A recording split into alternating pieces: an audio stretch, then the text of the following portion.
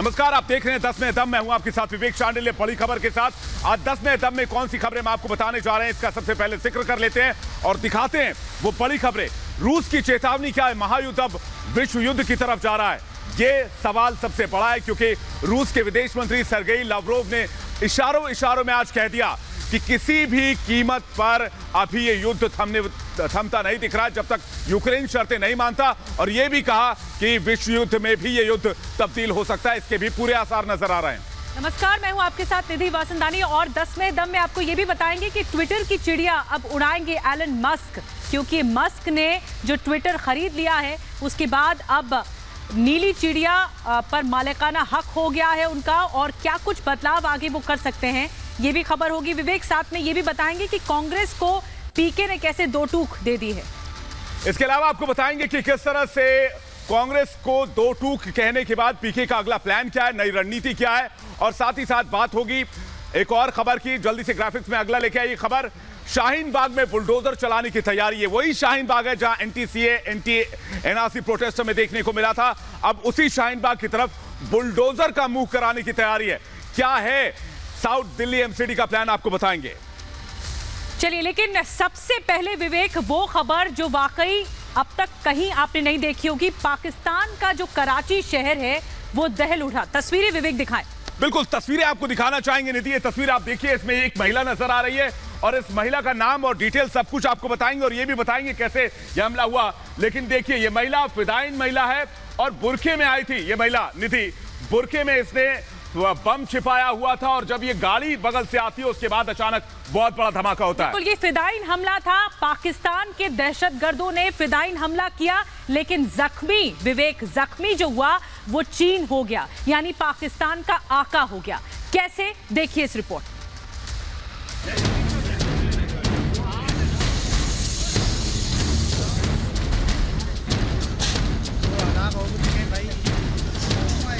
कराची में बड़ा फिदायीन हमला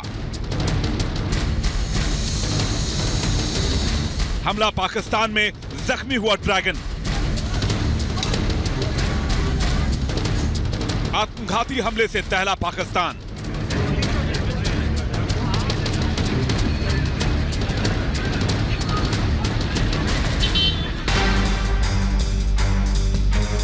एक, दो, तीन, चार और 5, और फिर हुआ तेज धमाका। सीसीटीवी कैमरे में कैद हुई फिदायीन हमले की तस्वीरें पाकिस्तान के कराची की। हमले के बारे में आपको एक एक जानकारी देंगे, लेकिन उससे पहले एक बार फिर से धमाके के पहले की सीसीटीवी तस्वीर को देखिए। एक महिला जो बुरके में खड़ी है। यहां सब कुछ सामान्य चल रहा है, लेकिन महज चंद सेकंड के अंदर हालात बदल जाते हैं। सड़क पर मातम पसर जाता है।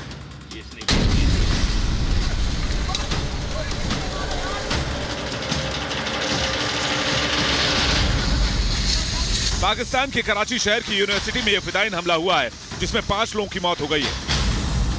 हमला कन्फ्यूशियस इंस्टीट्यूट के बाहर एक कार के करीब हुआ। पुलिस के मुताबिक मारे गए 5 लोगों में से 3 चीन की महिला प्रोफेसर हैं, चौथा उनका पाकिस्तानी ड्राइवर और 5वां गार्ड है, जबकि 2 लोग गंभीर रूप से घायल हैं। कराची पुलिस की माने तो ये एक फिदायीन हमला था और बुर्का पहने एक महिला ने इसे अंजाम दिया।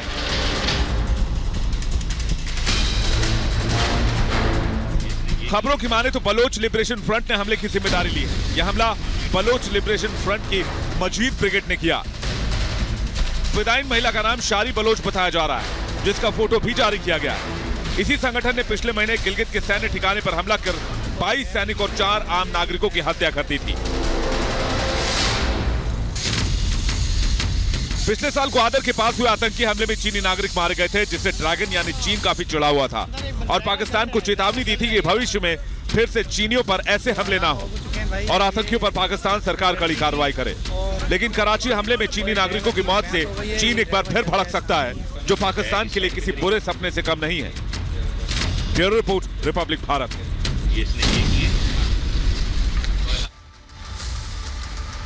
आगे बढ़ते हैं। क्या ये जंग विश्व युद्ध यानी वर्ल्ड वॉर की तरफ आगे बढ़ रही है? युद्ध के 2 महीने बीतने के बाद जो रूस के विदेश मंत्री सर्गेई लावरोव, उन्होंने आशंका जता दी है कि वर्ल्ड वॉर 3 की तरफ दुनिया आगे बढ़ रही है। विवेक। बिल्कुल निधि, और ये इसलिए है क्योंकि यूक्रेन को पश्चिमी देश लगातार सहायता मुहैया करा रहे हैं, हथियार मुहैया करा रहे हैं, और रूस ने आशंका जाहिर की है कि अगर यूक्रेन को इसी तरह हथियार मिलते रहे तो तीसरा विश्व युद्ध भी हो सकता है। देखिए इस रिपोर्ट में।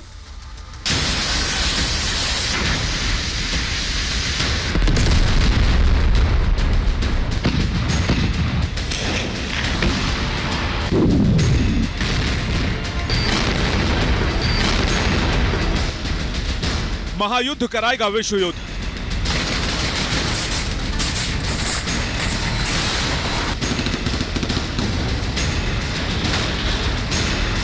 रूसी विदेश मंत्री की चेतावनी।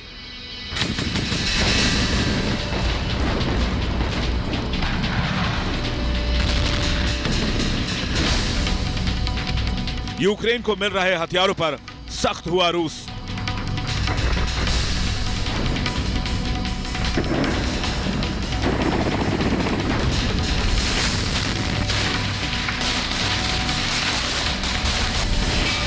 रूस यूक्रेन का तीसरा विश्व युद्ध कराएगा। रूसी विदेश मंत्री सर्गेई लावरोव के बयान ने पूरी दुनिया में टेंशन बढ़ा दी। रूसी मीडिया से बातचीत करते हुए सर्गेई लावरोव ने कहा कि यूक्रेन के साथ बातचीत जारी रहेगी। अमेरिका द्वारा यूक्रेन को लगातार सैन्य मदद दी जा रही है, जिसका जिक्र करते हुए लावरोव ने कहा कि तीसरा विश्व युद्ध का खतरा कायम है।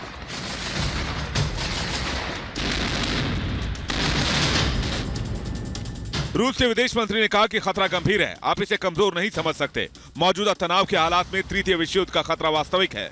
एक समझौता होते ही युद्ध थम जाएगा। युद्ध के बीच रूस और यूक्रेन के बीच बातचीत के मुद्दे पर लावरोव ने कहा कि हम यूक्रेन के राष्ट्रपति वोलोदिमीर जेलेंस्की द्वारा नियुक्त टीम के साथ बातचीत करते रहेंगे। इसके साथ ही उन्होंने पूर्व के अभिनेता जेलेंस्की पर बातचीत के लिए नाटक करने का भी आरोप लगाया। लावरोव ने कहा कि जेलेंस्की एक अच्छे अभिनेता हैं। ध्यान से देखें तो उनकी बातों में हजारों विरोधाभास नजर आएंगे।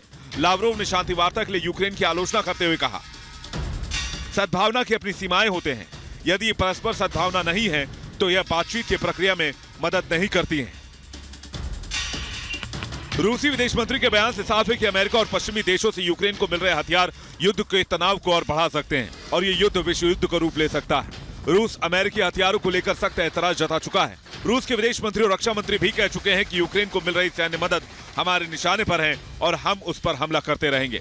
ब्रिटेन के प्रधानमंत्री बोरिस जॉनसन की कीव यात्रा के बाद सोमवार को अमेरिकी विदेश मंत्री एंटनी ब्लिंकन और रक्षा मंत्री लॉयड ऑस्टिन ने कीव में जेलेंस्की से मुलाकात की। अमेरिका ने यूक्रेन को हर संभव मदद का पूरा भरोसा दिया। अमेरिका और पश्चिमी देशों के राजनयिकों की यात्रा से रूस उखड़ा हुआ है। साफ है यूक्रेन को लेकर अमेरिका, नेटो और रूस के बीच तनातनी बढ़ रही है। रूस हर बार चेतावनी दे रहा है कि यूक्रेन को मिल रही मदद तीसरा विश्व युद्ध भड़का सकती है। Bureau report, Republic Bharat.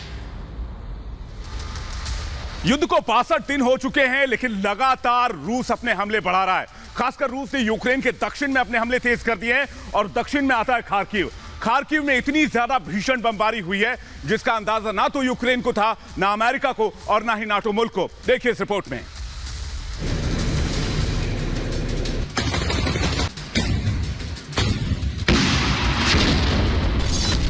Ukraine के शहरों पर हमला जारी। रूसी मिसाइलों से खार्किव तबाह।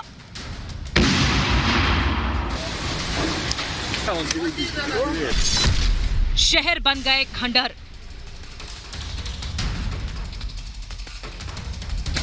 रूस यूक्रेन के बीच 2 महीने बाद भीषण जंग जारी है। यूक्रेन के कई शहर खंडहर बन गए हैं। मारिउपोल के बाद खार्किव शहर पर भी रूसी सेना ने जोरदार हमला बोला है। रविवार को रूस ने खार्किव पर एक दिन में 56 हमले किए। रूसी रक्षा मंत्रालय ने दावा किया है कि उसकी सेना ने खार्किव में एक Su-25 लड़ाकू विमान को मार गिराया। साथ ही 3 Mi-8 हेलीकॉप्टरों को तबाह कर दिया गया। यूक्रेन का दावा है कि युद्ध में अब तक रूस के 21,000 से ज्यादा सैनिक जान गंवा चुके हैं। साथ ही यूक्रेन की सेना ने अब तक रूस के 850 से ज्यादा टैंकों को तबाह कर दिया है।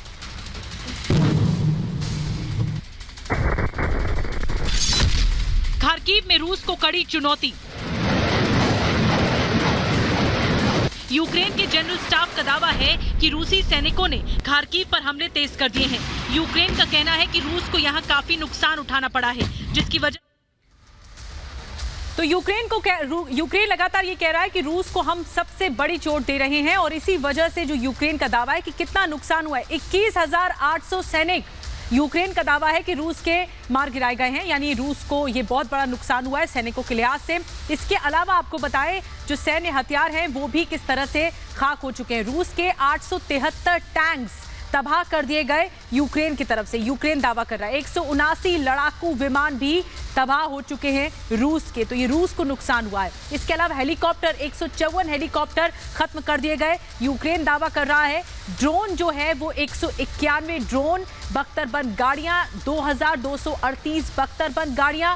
यूक्रेन को कितना नुकसान हुआ है अब हम आपको ये बताने जा रहे हैं कि यूक्रेन जहां युद्ध लड़ा जा रहा है उनको कितना नुकसान हुआ है। 2500 से 3500 सैनिकों की मौत हो चुकी है, 10,000 सैनिक घायल हुए हैं, ये आंकड़ा सामने आया यूक्रेन का। 2,435 नागरिकों की मौत हुई है, 2,946 नागरिक घायल हुए हैं, 213 बच्चों की मौत हुई है। तो आंकड़े वाकई डरा देने वाले हैं। 2 महीने हो चुके हैं इस युद्ध को, लेकिन आंकड़े बढ़ते ही जा रहे हैं। लेकिन एक और बड़ी खबर के लिए चलते हैं विवेक के पास, वो बताएंगे कि कैसे जो मस्क हैं उनकी नीली चिड़िया हो चुकी है। विवेक। बिल्कुल ही थी, एलन मस्क ने आखिरकार ट्विटर को खरीद ही लिया। ट्विटर के बिकने और खरीदे जाने की कहानी बहुत दिलचस्प है, देखिए इस रिपोर्ट में।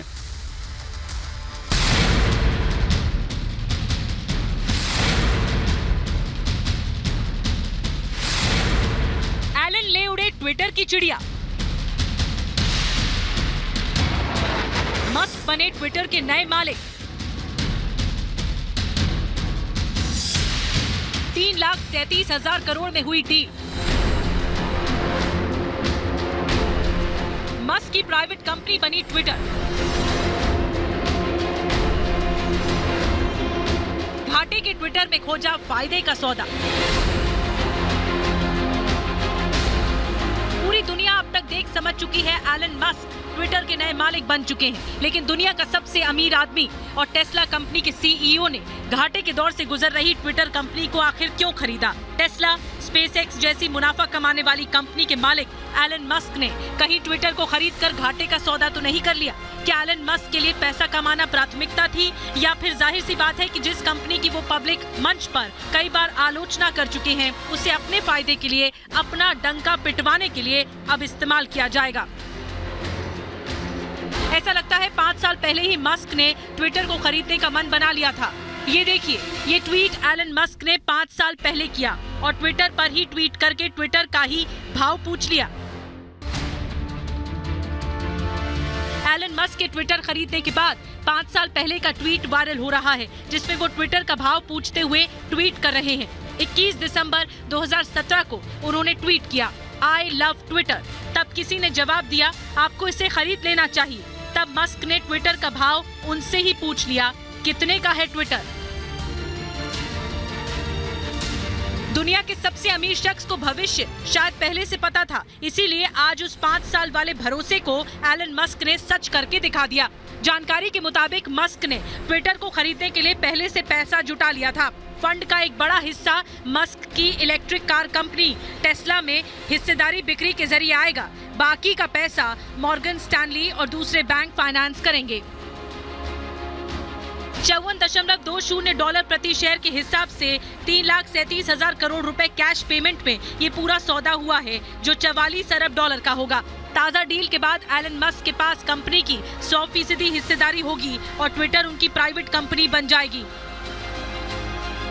एलन मस्क ट्विटर के जरिए ही पूरी दुनिया में धाक जमाना चाहते हैं। आज की तारीख में नेता, बिजनेस लीडर्स, मशहूर हस्तियां, पत्रकार, पूरी दुनिया ट्विटर के जरिए ही अपनी बात सोशल मीडिया पर मंच पर रखती है। लेकिन ट्विटर के बारे में जानकारी ये मिली कि वो घाटे के दौर से गुजर रही है। ऐसे में मस्क की ये जिम्मेदारी होगी कि वो ट्विटर को और यूजर फ्रेंडली बनाने की कोशिश करे। भारत में ट्विटर के 2.4 करोड़ एक्टिव यूजर्स हैं, जो ट्विटर के लिए एक बड़ा मार्केट है। ऐसे में अब ये देखना दिलचस्प होगा कि एलन मस्क ट्विटर की साख को बनाए रखने और उसे और लोकप्रिय बनाने के लिए क्या चौंकाने वाले फैसले लेते हैं।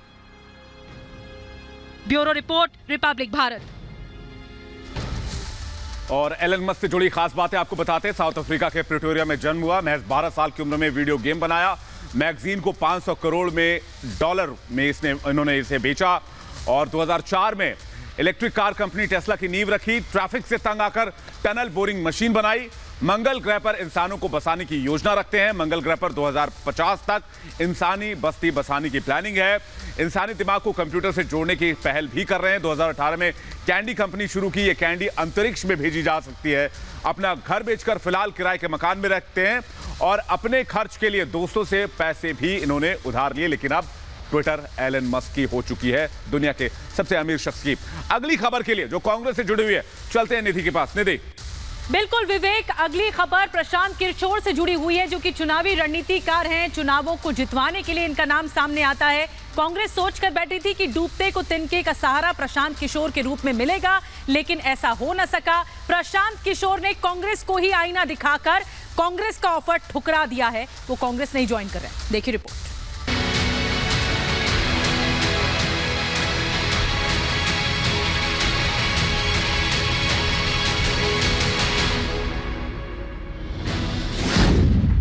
कांग्रेस हुई बेसहारा, पीके ने भी किया किनारा। कांग्रेस पार्टी की मुश्किलें कम होने का नाम नहीं ले रही हैं। पिछले काफी दिनों से चर्चा थी कि चुनावी रणनीतिकार प्रशांत किशोर कांग्रेस पार्टी में शामिल हो सकते हैं और पार्टी में संगठन से जुड़ी बड़ी जिम्मेदारी दी जा सकती है। लेकिन कांग्रेस महासचिव रणदीप सुरजेवाला के एक ट्वीट ने साफ कर दिया कि प्रशांत किशोर ने कांग्रेस में जाने से साफ इनकार कर दिया है। प्रशांत किशोर ने भी ट्वीट कर जानकारी दी कि वो कांग्रेस में नहीं जा रहे हैं। पीके ने ट्वीट कर लिखा, कांग्रेस को मेरी नहीं नेतृत्व की जरूरत है। बिना नेतृत्व की पार्टी अपने कुनबे को कैसे संभालेगी और टूटी दरकती दीवारों की मरम्मत कैसे करेगी। जाहिर है प्रशांत किशोर के ट्वीट ने कांग्रेस को उसकी जमीनी सच्चाई से रूबरू कराने की कोशिश की है। बताया जा रहा है कि प्रशांत किशोर ने पिछले दिनों अपने प्रेजेंटेशन में कांग्रेस को मजबूत बनाने और 2024 में सत्ता वापसी का फॉर्मूला समझाया था। लेकिन कांग्रेस के कई दिग्गज प्रशांत किशोर की रणनीति से सहमत नहीं थे। साथ ही प्रशांत किशोर संगठन में बड़े स्तर पर बदलाव चाहते थे। इस बदलाव के लिए भी कांग्रेस में आम सहमति नहीं थी। प्रशांत किशोर को जैसे ही लगा कि उनकी रणनीति पर कांग्रेस पार्टी आगे बढ़ने को तैयार नहीं है, तो पीके ने पार्टी से किनारा करना ही सही समझा। लेकिन जाते जाते प्रशांत किशोर कांग्रेस को जरूरी सलाह दे गए। Bureau report, Republic Bharat. देश की सियासत में निधि बुलडोजर इन दिनों काफी चर्चा में रहता है और बुलडोजर की बात होती है तो माफियाओं और अपराधियों और अतिक्रमणकारियों का जिक्र होता है। लेकिन दिल्ली में इस बार बुलडोजर का जिक्र बहुत आम हो चला है। बिल्कुल सही कह रहे हैं। यूपी में बुलडोजर का सिक्का चला, अब दिल्ली में ये एक्शन में दिखाई देगा। जहांगीरपुरी के बाद अब जो दिल्ली में अगली कार्रवाई होगी बुलडोजर के एक्शन की, वो होगी साउथ दिल्ली में। यानी जहांगीरपुरी के बाद अब बारी शाहीन बाग की है। देखिए जरा।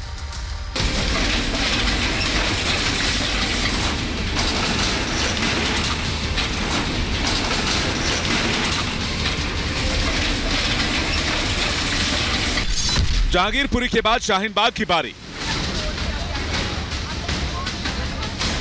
साउथ दिल्ली में बुलडोजर एक्शन की तैयारी। दिल्ली में फिर एक बार बुलडोजर एक्शन की तैयारी है। जहांगीरपुरी के बाद साउथ दिल्ली में बुलडोजर की कार्रवाई की तैयारी की जा रही है। साउथ दिल्ली के मेयर मुकेश सूर्यन का कहना है कि आने वाले दिनों में शाहीन बाग, सरिता विहार, कालिंदी कुंज में भी बुलडोजर का एक्शन दिखाई पड़ेगा।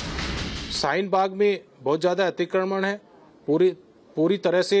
जैसे आपका हमारा जैतपुर में, मदनपुर खादर में, जैतपुर के अंदर कॉलोनियां कट रही हैं, वहाँ पे इलीगल कॉलोनी बनाई जा रही है, सरकारी जमीन पर अवैध कब्जा किया जा रहा है। दक्षिणी दिल्ली नगर निगम के मेयर मुकेश सूर्यन ने कहा कि हम अतिक्रमण के खिलाफ पूरे दिल्ली में अभियान चला रहे हैं। दिल्ली में रोहिंग्या और बांग्लादेशियों ने बहुत जगहों पर कब्जा किया है। ऐसे में अतिक्रमण पर प्रहार बहुत जरूरी है। सर्वे कई अनेकों जगह हुआ है, बट जहां जहां इस तरह के अतिक्रमण मिल रहे हैं, वहां पर सरकारी जमीनों पर कब्जा हुआ है, उन पे अतिक्रमण को हटाने के लिए बुलडोजर का इस्तेमाल करेंगे। साउथ दिल्ली के मेयर मुकेश सूर्यन की माने तो अवैध अतिक्रमण को लेकर सर्वे कराया गया था और उसकी रिपोर्ट आ गई है। अतिक्रमण को हटाने के लिए कार्रवाई करने की तैयारी की जा रही है। 20 अप्रैल को जहांगीरपुरी में अवैध अतिक्रमण हटाने के लिए नॉर्थ दिल्ली एमसीडी ने बुलडोजर की कार्रवाई की थी, लेकिन सुप्रीम कोर्ट के आदेश के बाद 2 घंटों के बाद इसे रोक दिया गया। पूरे मामले पर जमकर सियासत भी हुई। जहांगीरपुरी में 16 अप्रैल को हनुमान जयंती के मौके पर जुलूस व पथराव के बाद दिल्ली में रोहिंग्या और बांग्लादेशियों का मुद्दा गर्माता जा रहा है। बीजेपी का आरोप है कि कांग्रेस और आम आदमी पार्टी की सरकारों ने घुसपैठियों और बांग्लादेशियों को बसाने का काम किया है। ऐसे में अवैध अतिक्रमण भी जमकर हुआ है। इसलिए दिल्ली एमसीडी अब अवैध अतिक्रमण को हटाने की तैयारी कर रही है। बीजेपी जानती है कि अवैध अतिक्रमण हटेगा तो रोहिंग्या और बांग्लादेशियों की घुसपैठ का सच भी सामने आ जाएगा। Bureau report, Republic Bharat. और यहां फिलहाल वक्त एक छोटे से ब्रेक का है। इसी के साथ 10 में दम में आज के लिए बस इतना ही। देखते रहिए रिपब्लिक भारत, जहां देश और दुनिया की खबरें लगातार जारी।